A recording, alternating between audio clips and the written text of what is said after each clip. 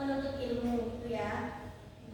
Terus selanjutnya yaitu tanggung jawab seorang muslim. Nah, menuntut ilmu itu termasuk tanggung jawab dari kita ya sebagai seorang muslimah gitu ya. Menuntut ilmu itu juga tidak terbatas usia karena mencari ilmu itu sepanjang hayat gitu. Siapa yang tahu hadisnya? Utlubul ilma coba diganti semuanya. Utlubul ilma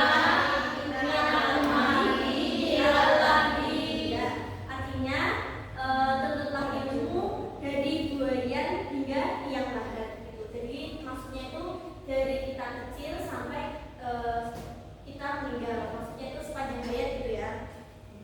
Terus selain mencari ilmu juga seorang muslim wajib mengamalkan ilmu tersebut dan mengajarkan kepada yang lain gitu ya.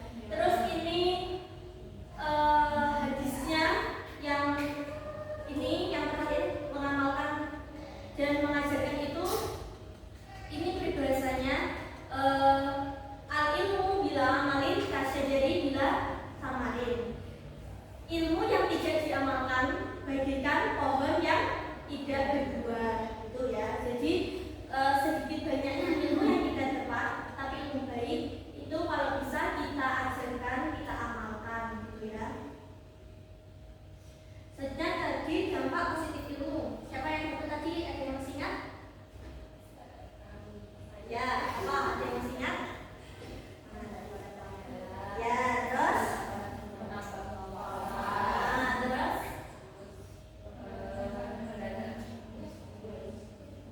Menjadi cerdas gitu ya. Di sini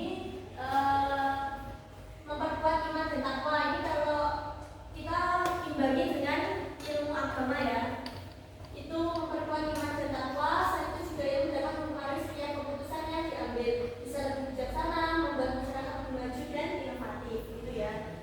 Gitu. Jadi pentingnya mengamalkan dan berbagi ilmu kepada orang lain itu seperti itu. Terus ini selanjutnya yaitu tantangan dalam menuntut ilmu. Tadi sudah dijelaskan beberapa tantangan menuntut ilmu, yaitu niat yang kurang ikhlas. Kadang kita kalau malas itu kita biasanya niatnya setengah-setengah. Masuk aja nanti jelas gini-gini gitu kan. Mungkin ada dari kalian yang seperti itu. Jadi kalau bisa niatnya yang full ya. Terus rasa malas itu mungkin setiap manusia punya ya rasa malas, tapi kalau bisa dilawan gitu ya, rasa malasnya dilawan. Terus distraksi